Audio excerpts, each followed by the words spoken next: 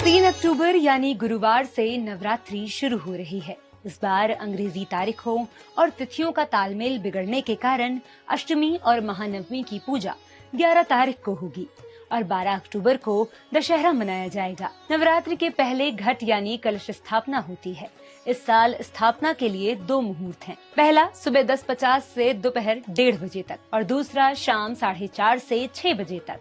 नवरात्रि में कलश स्थापना का अपना महत्व है। कहा जाता है कि नवरात्रि के पहले दिन ब्रह्मांड में मौजूद शक्ति तत्व का कलश में आह्वान किया जाता है, जिससे नकारात्मक ऊर्जा खत्म हो जाती है। इसके अलावा कलश को भगवान गणेश का रूप भी माना जाता है, जो सुख समृद्धि के प्रतीक हैं। साथ ही कलश पर रखा नारियल कई बीमारियों को दूर करने में मदद करता है। घट स्थापना मुहूर्त और महत्व के बाद अब बात स्थापना विधि की। इसके लिए सबसे पहले पूजा स्थल पर चौकी रखें, उस पर लाल कपड़ा बिछाकर धान और फिर उसके ऊपर शुद्ध पानी का कलश रखें। कलश में चंदन, रोली, हल्दी की गांठ, फूल, दूर्वा, अक्षत, सुपारी और सिक्का डालें। इसके बाद आम के पत्ते और नारियल रखकर कलश की स्थापना करते हुए इस मंत्र का जाप करें। नवरात्र में 9 दिन 9 देवियों की पूजा होती है, इसलिए अब जानते हैं देवी की पूजा विधि। देवी की पूजा से पहले खुद पर गंगा जल छिड़के, तिलक लगाएं और दीपक जलाएं।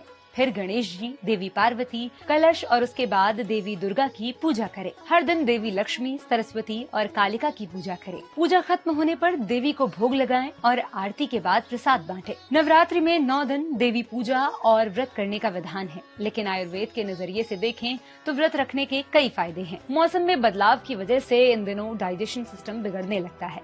ऐसे में व्रत से न सिर्फ डाइजेशन दुरुस्त होता है, बल्कि व्रत हमें सीजनल बीमारियों से भी बचाता है। नवरात्रि का महीना देश के प्रसिद्ध देवी मंदिरों के जिक्र और दर्शन के बिना अधूरा है, इसलिए जानिए देश के इन 5 खास मंदिरों के बारे में। पहला, वृंदावन कृष्ण काली पीठ। भगवत पुराण की कथा में कृष्ण को काली का अवतार बताया गया। यही वजह है कि नवरात्रि में यहाँ कृष्ण काली की विशेष पूजा होती है। दूसरा है तमिलनाडु में स्थित द्रौपदी का मंदिर। यहाँ द्रौपदी को माँ काली के रूप में पूजा जाता है। दरअसल महाभारत काल में द्रौपदी को काली का रूप माना गया, इस कारण दक्षिण भारत में उन्हें द्रौपदी अम्मन कहा जाता है। तीसरा है वाराणसी का अन्नपूर्णा मंदिर, जहाँ नवरात्रि के वक्त हर दिन विशेष पूजा होती है। इस मंदिर में माँ अन्नपूर्णा देवी गौरी के रूप में दर्शन देती है। हालांकि मंदिर के कपाट साल भर में बस 4 बार खुलते हैं: धनतेरस, छोटी दीपावली, बड़ी दीपावली और अन्नकूट यानी भंडारे का दिन। चौथा मंदिर है कन्याकुमारी में स्थित अम्मन मंदिर, जो 52 शक्तिपीठों में से एक है। माना जाता है कि देवी सती की रीढ़ की हड्डी का एक हिस्सा इसी जगह पर गिरा था। अम्मन मंदिर हिंद महासागर, बंगाल की खाड़ी और अरब सागर के संगम पर देवी पार्वती के कुमारी रूप का मंदिर है। कन्याकुमारी शहर का नाम भी इसी मंदिर के नाम से पड़ा। 5वां मंदिर है विजयवाड़ा का कनक दुर्गा मंदिर। मान्यता है कि महिषासुर को मारने के बाद माता यहीं सौम्य रूप में प्रकट हुई थी। जब माता प्रकट हुई तो उनका तेज सैकड़ों सूर्य के समान था। इसी कारण यहाँ देवी को कनक दुर्गा रूप में पूजा जाता है। देश और दुनिया में देवी के कई मंदिर हैं, जहाँ नवरात्रि के दौरान भक्तों की भारी भीड़ देखने को मिलती है। आप सभी को नवरात्रि की शुभकामनाएं।